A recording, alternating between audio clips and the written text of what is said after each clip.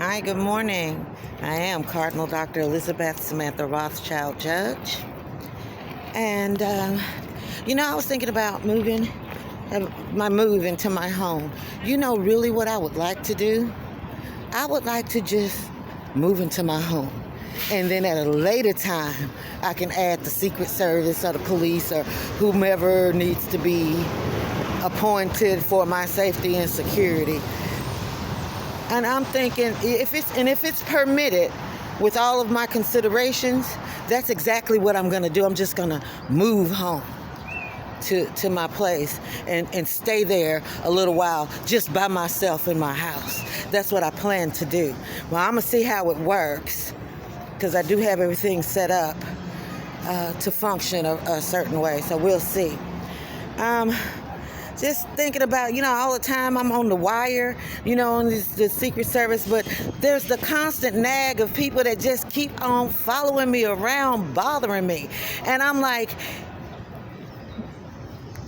in the same instance, folks acting like I wrestled them down and dragged them to Plymouth Rock and set it on top of them. When what I'm saying is stop following me. I don't know you like that. You know what I'm saying? So I'm dealing with that.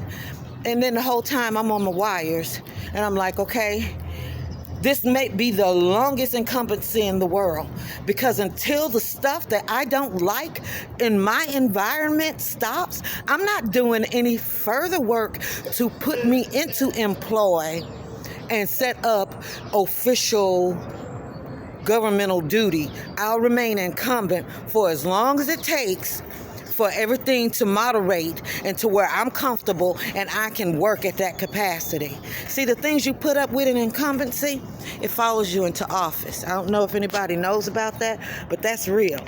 So there's a lot of stuff that was already going on and stuff. And I'm like, when will it end? Who are the powers that take care of it? Because once my powers are established and I see who was supposed to take care of what, quite certainly they can't expect to continue on in their capacities when they failed so miserably on my way in. So, I'm thinking these things through this morning and considering that it might be the longest incumbency in the world, and I don't know what about my house because, I know I'm supposed to have, and I already have it budgeted for and prepared to have the authorization for the Secret Service and to be present for guarding it at my installation. But I really, if it's a way at all, I can just go to my property and don't have to have all that. I'm going to be there. And I plan to be there by myself for a good little minute so I can get comfortable in my own space. So I'm really sick and tired. So, trying to be avoiding of people who are problematic. I'm staying at the public homeless shelter around people who are so detached from reality and so disillusioned that they act like they living at my house with me. When I'm like, this is the homeless shelter. If this was my house, you wouldn't have got in this. You would not have come in. See, that's the difference between the shelter and my house. See, my house, I open and close the door. I let in whom I want, and whom I don't want, I don't let in. And that is the main difference of a public shelter and someone's own private place to live. So, I'm trying to avoid people that get in the way every day. I get up and go to work every day, working for myself.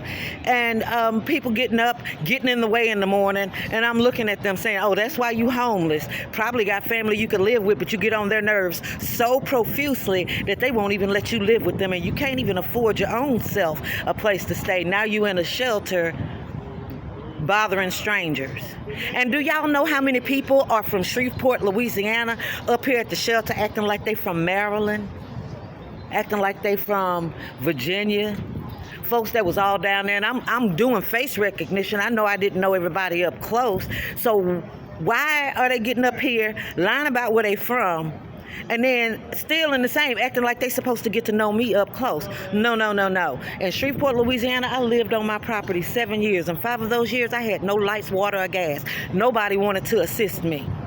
So anybody that wandered up to Washington, D.C. from Shreveport, Louisiana, who was in Shreveport from the time of, I would say, 2005 to 2014, needn't even look to me for anything.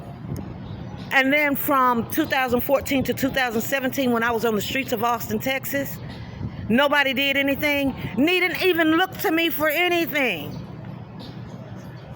Okay, so, I mean, I'm just saying, and even further.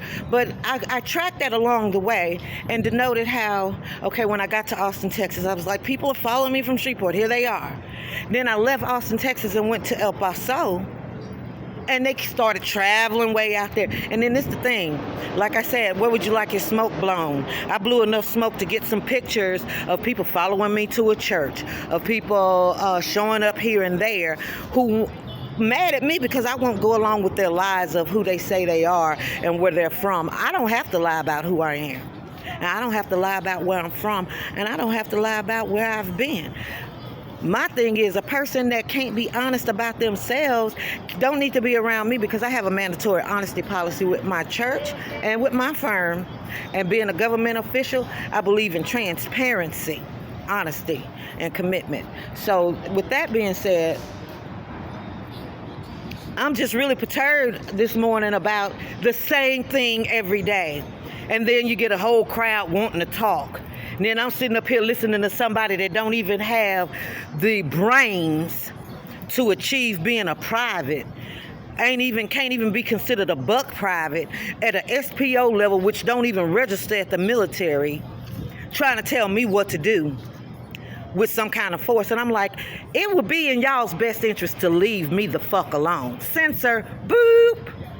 Because I'm not desperate for anything, and I'm not going to start just putting up with stuff just because I have this position looming, because the people bothering me ain't smart enough to do it anyway, so I'm not worried about my job being taken. So just going there and saying, you know, I'm going to have my rant, and since I don't seem to be getting much support for the things that I have to do, and it seems like I'm the only one that has the answers and the resolve or the absolution to any of the issues, look like people would be showing themselves a little more faithful for the existence. So that's what's going on. I plan on I'm gonna go to my house if all of the stalking would stop.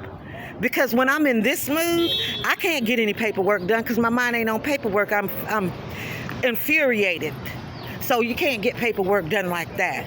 If I gotta stop and tell somebody to leave me the hell alone, a stranger, somebody I don't even know, or if I knew them and they was my best friend, sweetheart, I just cut my own mother off. Who in the world thinks they more important to her to where I'm going to bend down a knee and be lenient about them being a part of my life, doing some stuff that I don't want in my life? See, that's the thing. I don't want them in my life. So they don't have a way or a right to force themselves into my life. And I'm still grieving that, because I just had to part with my own mother. And that is hurtful. You have no idea what I went through when my parents divorced. Okay? And then to be separated off from my dad. Now I'm separated off from my mom. Then my biological parents, that stuff happened. So let me tell you, anybody that think they all that, they just gonna keep on coming around and gonna force their way in with me, sweetheart, I cut my mom off, and anybody else can get cut off or refused entry. And I don't mind filing charges, or look, don't make me do a judgment suit on y'all, because the feds will come pick you up subsequently. That's what I'm saying. So take it how you want it, eat it, and get full off of it. Digest that.